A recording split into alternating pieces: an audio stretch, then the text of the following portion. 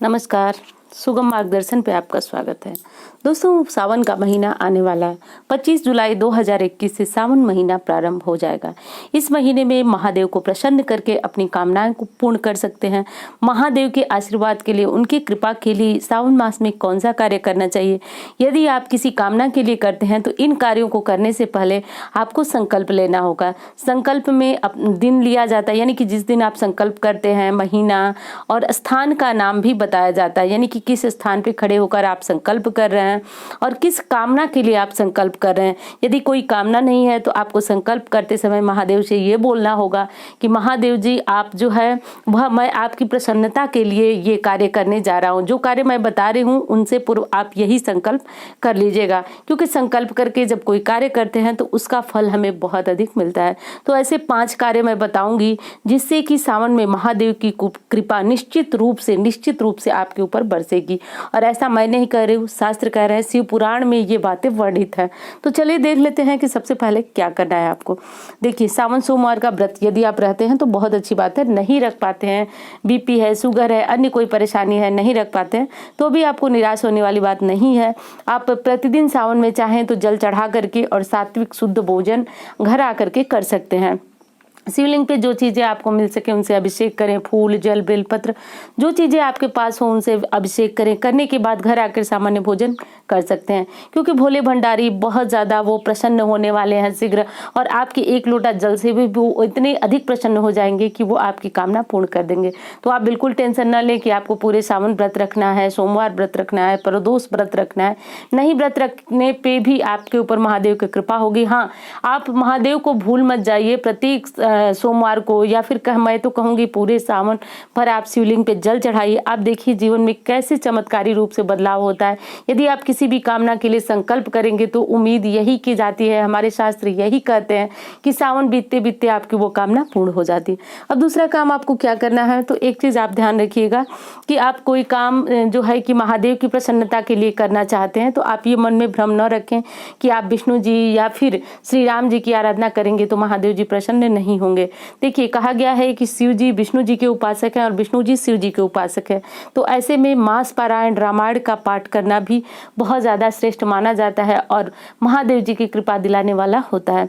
मास पारायण का अर्थ हुआ कि आप अब पहले संकल्प जो विधि मैंने बताई वो ले लीजिए। यदि किसी कामना के लिए कोई कार्य अधूरा है, आप उसको पूर्ण कराना चाहते तो संकल्प लेते समय कह दें कि हे भगवान, मैं इस कामना की पूर्ति के लिए यह रामायण का पाठ करने जा रहा हूँ और 1 मास के भीतर जो है मैं संपूर्ण रामायण का पाठ संपूर्ण करूंगी या करूंगा। आप भगवान मेरी ये कामना पूर्ण कर दीजिएगा, मेरी इच्छा पे जो है वह आप पूर्ण कर दीजिए। मेरे दुख तकलीफ जो भी हो आप उनसे कह दीजिएगा। और पूरे सावन में आप नियम बना लें कि प्रतिदिन आप कितना पाठ करेंगे कि सावन के अंत तक, यानी सावन पूर्णिमा तक आप संपूर्ण रामायण का पाठ कर लें। एक तो ये विधि है। इस प्रकार करने से भी महादेव जी की कृपा होती है। कारण मैंने बताया कि कारण बस यही है कि महादेव जी भी श्री हरि विष्णु के उपासक हैं और सावन मास में जो रामायण का पाठ करता है उसके ऊपर महादेव जी की विशेष कृपा बरसती है। वैसे ही जैसे मैंने बताया कि आप रामायण का पाठ करेंगे, ठीक उसी प्रकार आप शिव पुराण का पाठ कर सकते हैं संकल्प लेकर के, और पूरे सावन चाहें तो शिव पुराण का पाठ पूरे सावन मास में समाप्त कर सकते हैं। यदि ऐसा नहीं कर सकते हैं तो कम से कम आप ये नियम बना लें कि आप किसी कामना के लिए नहीं बल्कि महादेव की प्रसन्नता के लिए शिव पुराण का पाठ करेंगे। तो बस थोड़े थोड़े जितनी आपकी इच्छा हो शिव पुराण जो है करते रहें। यदि आपका समाप्त नहीं होता है सावन मास में तो कोई समस्या नहीं, आप बस करते रहें। इससे भी महादेव जी की कृपा प्राप्त होती है। और दूसरी चीज है दोस्तों कि बैल को चारा खिलाने से भी उनकी कृपा प्राप्त होती है।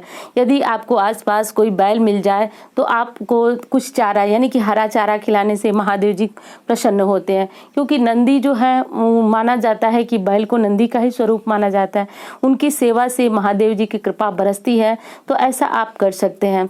अगली चीज कि यदि कोई कांवड़ में जल भर के ले जा रहा हो या फिर किसी धार्मिक स्थल पे जा रहा हो, पैसे के अभाव में वो नहीं जा पा रहा रहा है, तो ऐसे में आप उसकी मदद करके भी इस सावन के पुनीत माह में बहुत सारे पुण्य कर्म कर सकते हैं। देखिए, दिखाई नहीं देता है, लेकिन यदि कोई किसी धार्मिक स्थल पे जा रहा है, यदि पैसे से या फिर किसी भी तरह से आप उसकी मदद करते हैं, तो कहीं ना कहीं आप बहुत बड़े पुण्य के भागी बनते हैं, क्योंकि आपने उसकी मदद की जो कि तीर्थ स्थान पे जाने वाला है।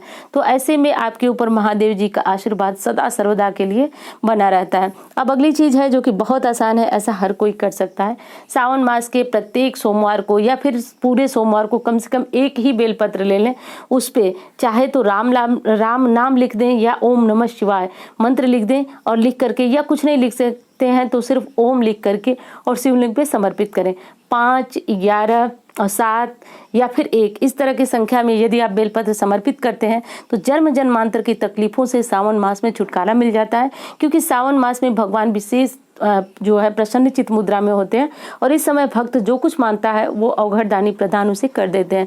तो इसलिए ही सावन मास में विशेष पूजा आराधना का विशेष जो है मुहूर्त और समय कहा जाता है। तो ये सारे कार्य करके आप महादेव जी की कृपा प्राप्त कर सकते हैं। उम्मीद करती हूँ जानकारी आपको बहुत पसंद आएगी। मिलती हूँ इसी तरह की वीडियो के साथ। धन्यवाद।